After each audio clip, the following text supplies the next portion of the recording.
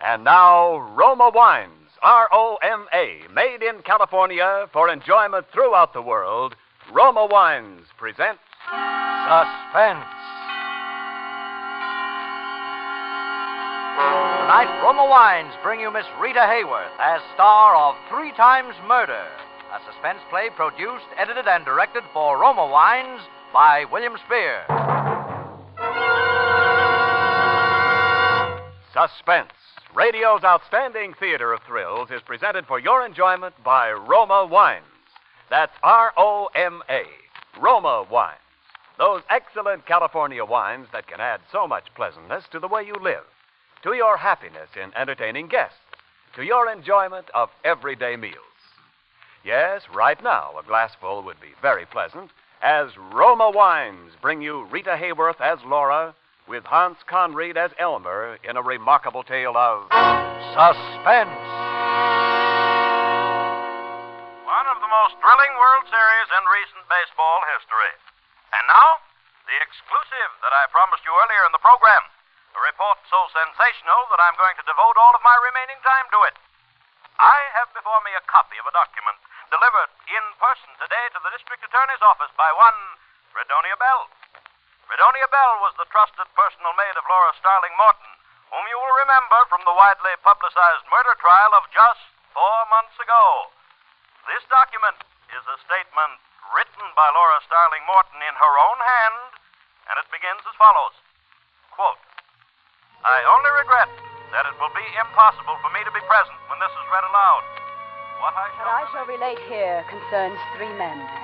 Of these 3 men, it is not on behalf of my husband Robert that I write, nor on behalf of my husband Charles. This is for Elmer. But I don't think that Elmer will ever see it, for Elmer, too, is going to die.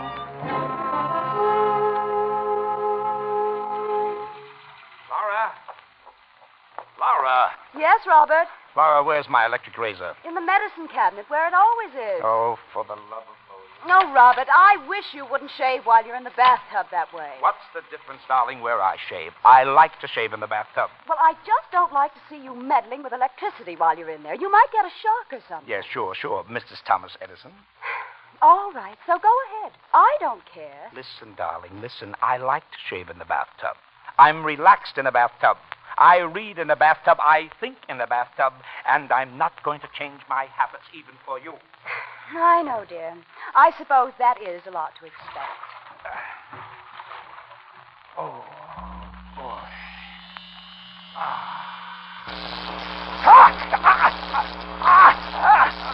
Robert. Robert!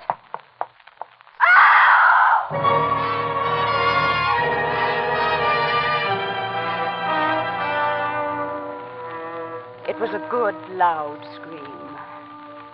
Then I stood in the door of the bathroom and looked. A good, long look. Then I called a doctor. The doctor called the police. The police called the district attorney. And I found myself confronted by a young man with red hair and glasses who gave the immediate impression of being clever, unscrupulous, and objectionable. That was Elmer. Mrs. Williams, I'm Elmer Garner of the district attorney's office. How do you do, Mr. Garner? I thought that you and I'd better have a little private chat. What about Mr. Garner? About your husband. What about my husband? Miss Williams, I'm going to be very frank with you on a number of counts. I'm what's known as an assistant district attorney. Mr. Garner, I have just lost my husband. I hardly I'm think... coming to that, Mrs. Williams. The district attorney has put me on this case because he thinks he doesn't have a case. Routine investigation. Now, maybe that's because a DA is essentially a nice man with nice instincts. And I'm not, but I don't agree with it. About what? About not having a case. Because I can smell him, Mrs. Williams. I can smell him a mile away.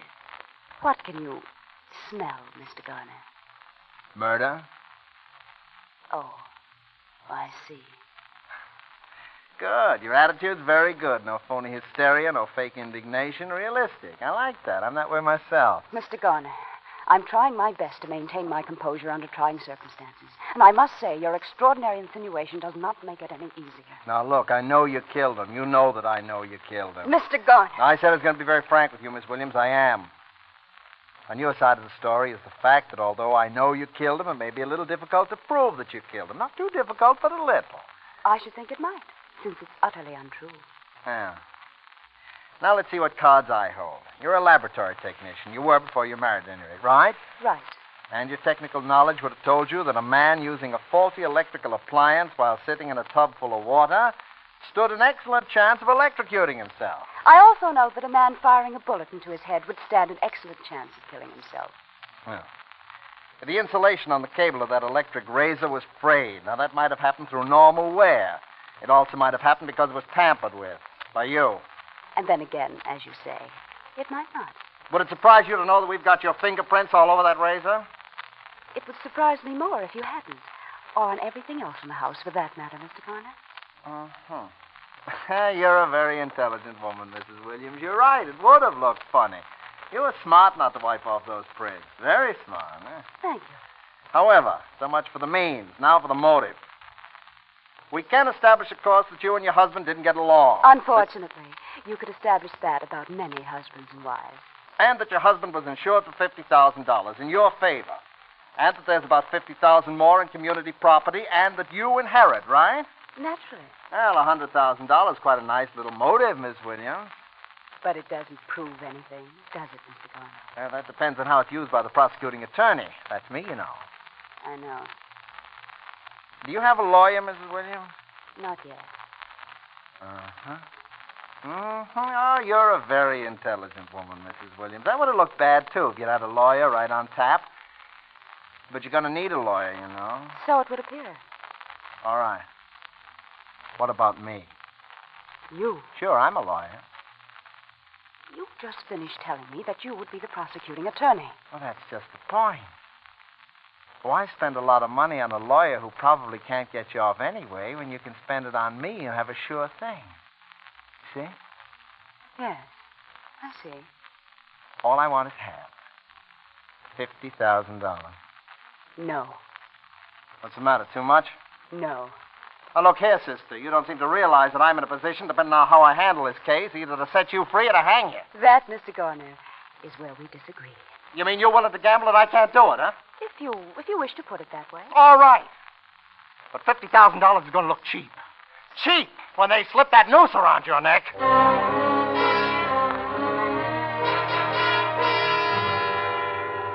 there she sits, ladies and gentlemen of the jury, cold, calm, emotionless. The same Laura Williams who carefully calculated, carefully planned and premeditated the murder of her husband. I ask the death penalty. I must ask it. For ponder well, ladies and gentlemen of the jury. If you set her free, believe me, this will not be the last accident to mark the bloody trail through life of Laura Williams. And when that accident occurs, when the next victim is struck down, his innocent blood will be on your hands.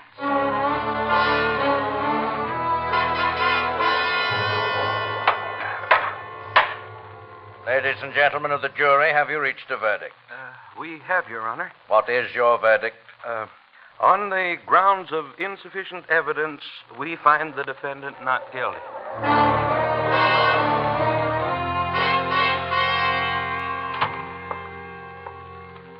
Well, Mrs. Williams, I guess the sporting thing is to say congratulations. Congratulations. Thank you, Mr. Garner. I'll say one thing. You got what it takes. You know, the jury was evenly divided the whole first day. Do you know that? Yes, I knew it. So I wasn't too far wrong at that, was I? Just far enough, Mr. Garner. Say, listen, again, just a sporting proposition. Tell me, did you? Did I what? Oh, come on. We're alone here. Anyway, it doesn't matter because you can't be tried twice for the same thing. You know that, don't you? Yes, I know it. Well, did you? Yes! You cheap, contemptible blackmailer. Yes, I killed him. How do you like that? I killed him.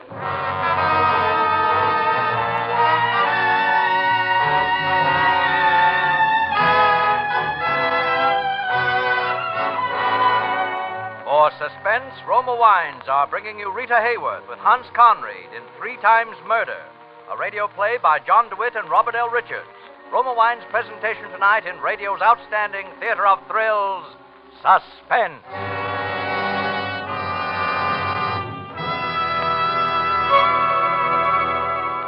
Between the acts of Suspense, this is Ken Niles reminding you that football season's here again, and along with it, those pleasant Saturday evening get-togethers after the big game. So here's a tip when you play host. A sure way to delight your guests. Serve Grand Estate wine. For Grand Estate wines, presented by Roma, America's greatest vintner, give you the ultimate in wine excellence. Yes, the brilliant clarity, full fragrance, and mellow taste of Grand Estate wines please the most discriminating guest. To assure the outstanding quality of these limited bottlings of Grand Estate wines, Roma selects only the choicest grapes.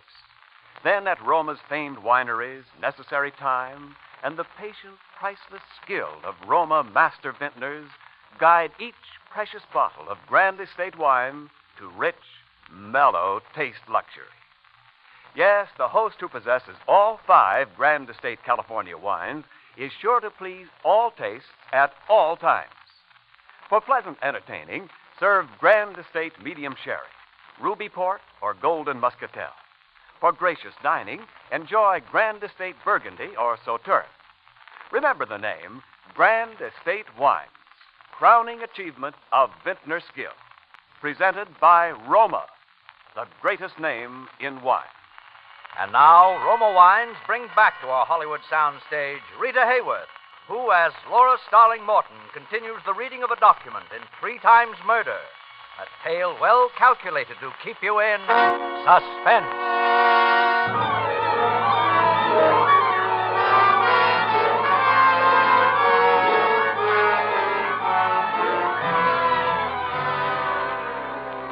Perhaps I gambled too recklessly with Elmer. I have since had cause to wonder. But there were things that I could not foresee as well as Elmer. Suffice it to say that after my acquittal, with $100,000 from Robert's estate, I moved into another city and took up my life again under another name. That there is Laura Starling. I met and married Charles Morton, a charming and eccentric man of twice my age, whose genius as a research chemist accounted not only for those qualities which endeared him to me, but for a very considerable personal fortune as well. That my conscience bothered me not in the least, and I was quite happy, and that as the years went by, I had seen, I thought, the last of Elmer.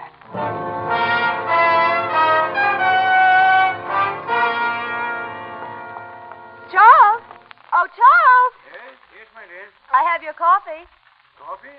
Well, you said you wanted coffee. It's ready now. No, but I have some coffee.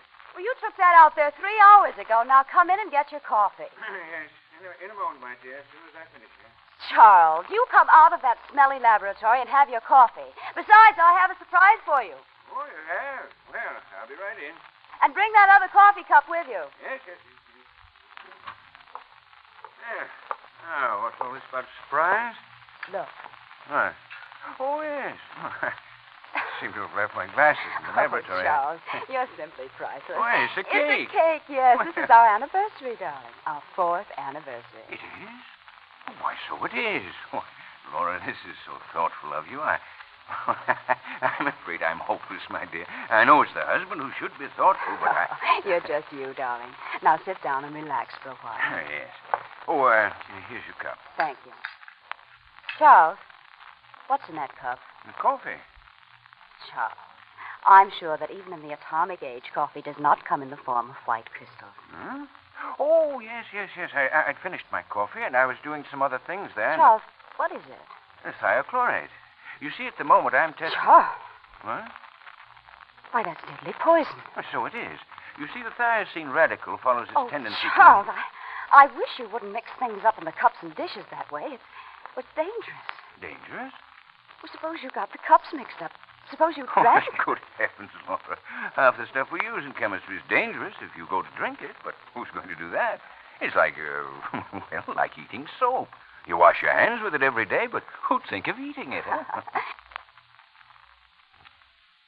Well, now, you take that cup right back out to the laboratory and empty it and wash it out. Well, all right.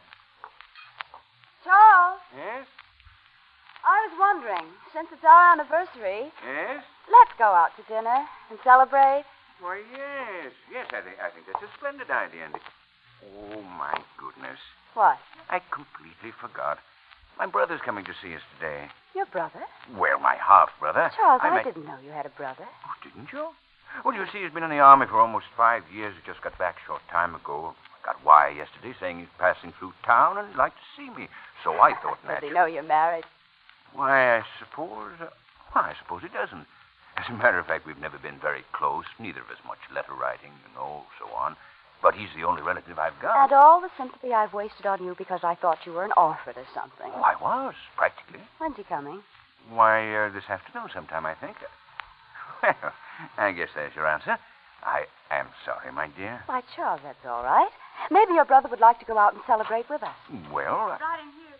hello there. Hello, Charlie. Come in. And I want you to meet my wife. Laura, this is my brother, Elmer. There was no doubt that it was Elmer. There was no doubt but what he recognized me. And there was no doubt in my mind as to how he intended to play his hand this time either.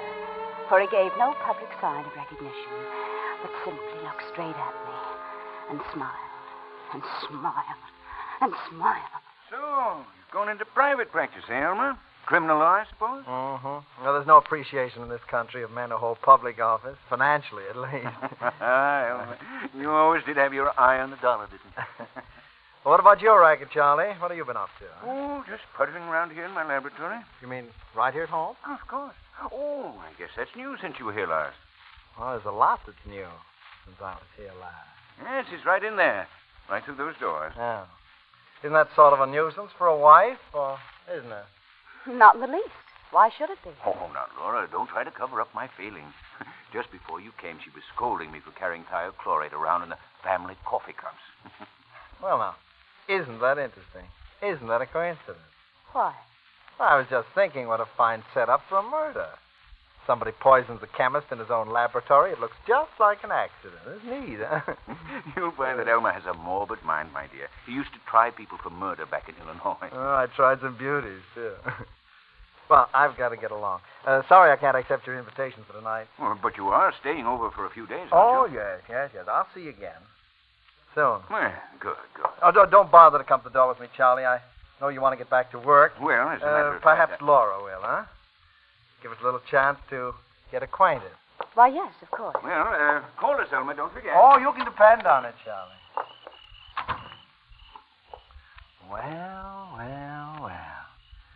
Little Laura Williams. What do you want? What do you think old Charlie would say if he knew? I asked you a question. I suppose he'd go on loving you in his own peculiar fashion. Never be quite the same, now, would it? There'd always be that little gnawing down, huh? I'm afraid things would be kind of under strain around here, Laura. You do have a price, I suppose. I might. Well, the way why you're so eager to pay it this time. I'm happy here. I'm at peace with myself and the world. I don't want anything to change. No other reason? What other reason would there be? I suppose all this property would go to you in the event of another little accident, huh? You don't really believe that. The motive and the means. Money and poison. How much, Elmer? Oh, no. You've got me wrong, Laura. I don't want money. When did that happen? Did it ever occur to you that I might simply be interested in my brother's welfare? No. All that has occurred to me so far is to wonder why I had to pick the one man in the world who was related to you. You want to hear my proposition? I'm waiting. The motive and the means. Well, there's always the means for an intelligent person such as you, Laura, but if we took away the motive... The motive? The money, the will. No motive, no temptation, you see? I see.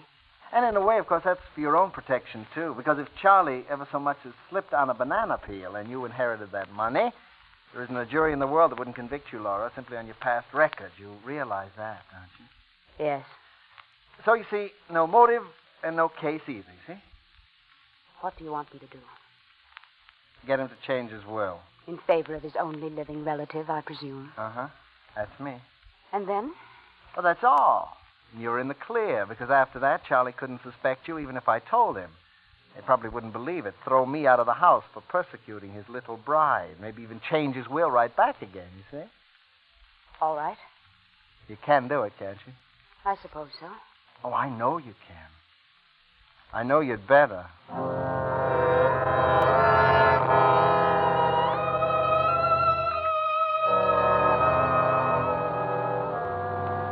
Laura, it seems such a strange Oh, request darling, to I make don't here. want your money. I only want you. I know, but after all, I'm considerably older than you are, my dear, and chances are that someday... No. The whole idea of losing you and then profiting by it. Well, it's just hateful. But who else would I leave it to? Leave it to your brother. Alma? Why not? It doesn't matter, but... Well, Oh, please, darling. For me. All right, my dear. If it really makes a difference to you. Now, don't you worry about it anymore. I'll take care of it sometime. No, I want you to do it now, right away, today. Well, I'd have to get in touch with my lawyer. I'll call him for you. I'll get him on the phone right now. My goodness, Laura. You act as though it were a matter of life or death.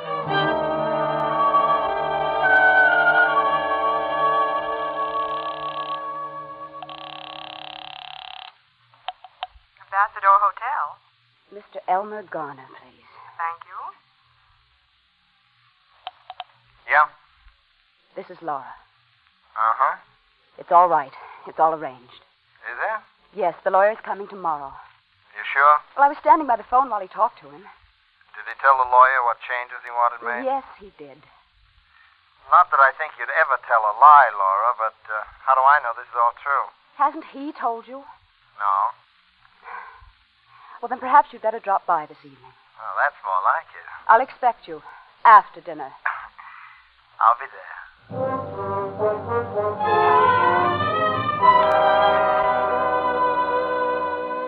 Elmer arrived this evening, less than an hour ago. We were having coffee in the living room. Earlier, Charles had been showing him through the laboratory. It was not until after that I had a moment to speak to him alone. Oh, wonderful fellow, old Charlie. So trusting. Did he tell you? Oh, what? The will. Oh, that, yes. It seems that I'm to be old Charlie's beloved heir. He still can't understand it. Are you satisfied then? My dear Laura, I was never more satisfied in all my life. Almost evens things up, doesn't it? Almost. You never forgot that, did you? That you lost. Lost? Who says I lost? The game isn't over till the whistle blows, sister. It is for you. Now get out of here. Okay. Okay, all in good time. Yeah, sorry I had to leave you, but those reactions have to be checked every hour, you That's know. all right, Charlie. Laura and I were just going over old times in Illinois. You didn't know we both came from Illinois, did you? No, I hadn't realized. Oh, I'm sure I told you, Charles. You must have forgotten. Oh, yes, probably. Coffee ready? Yes. Will you have coffee with us, Elmer? Oh, you bet I will. Anything in it? No, nothing, mind. Charles always takes his black too. Laura does make the best coffee. Well, here's to Laura's coffee. There was something about his smile when he said it. That smile. And then all of a sudden I saw it. I saw the whole terrible thing. Don't drink it. Charles!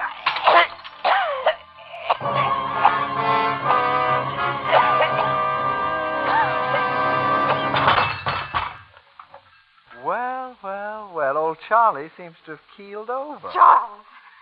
Yeah, wouldn't be surprised if that was thiochlorate poisoning. What a fool. Uh-huh. The motive and the means. And the motive is the real beaut this time, Laura, because you had to kill him before he changed his will. Neat, huh? You killed him. Sure, but that's not what the jury's gonna think. And, of course, I'll get the money anyway. You couldn't very well collect it. Because they're going to hang you, Laura. They're going to hang you.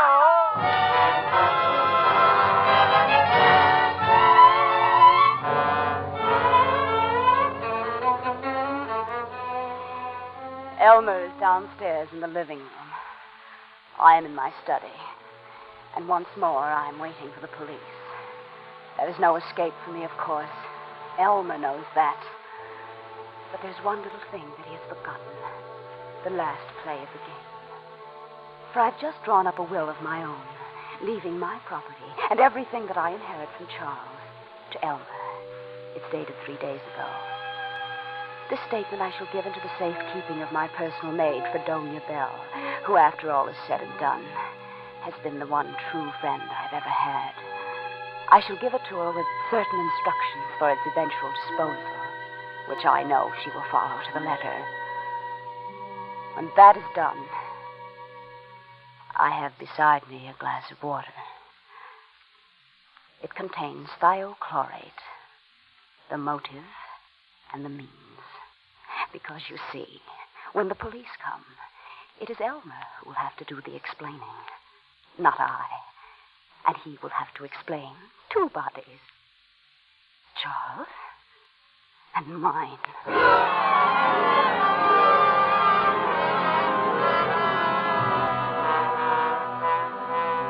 But the irony of the document, ladies and gentlemen, the terrible irony is that it was delivered to the district attorney's office by Fredonia Bell this evening at 8 o'clock.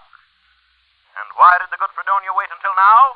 Because she was thus following explicitly the instructions of her mistress, Laura Starling Morton, whom she adored, and who specified that the envelope be handed to the police exactly 24 hours after the execution of Elmer Garner.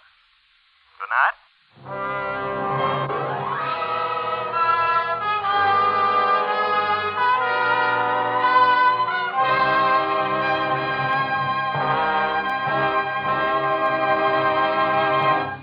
Suspense. Presented by Roma Wines, R-O-M-A, made in California for enjoyment throughout the world.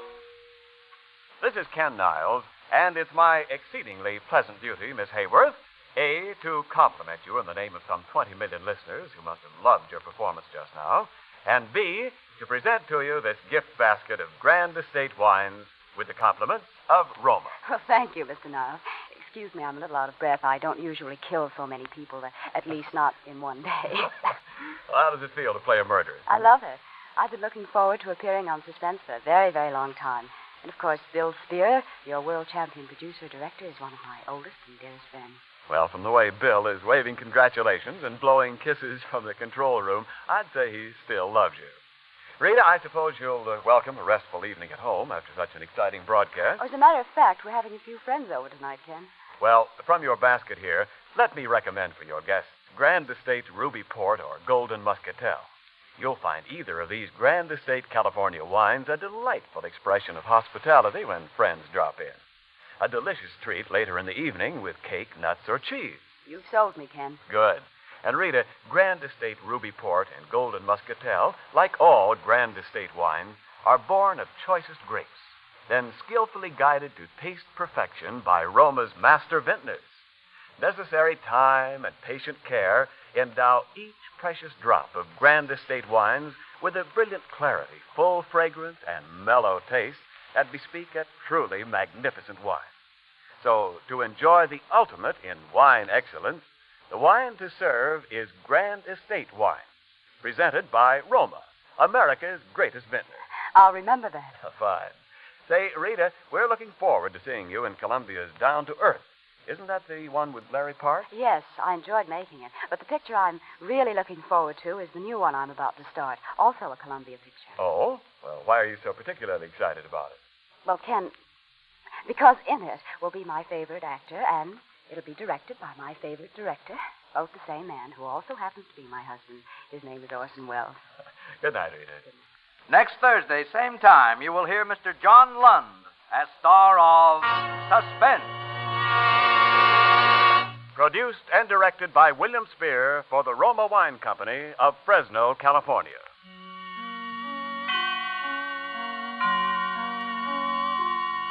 Suspense is broadcast from coast to coast and to our men and women overseas by shortwave and through the worldwide facilities of the Armed Forces Radio Service. This is CBS, the Columbia Broadcasting System.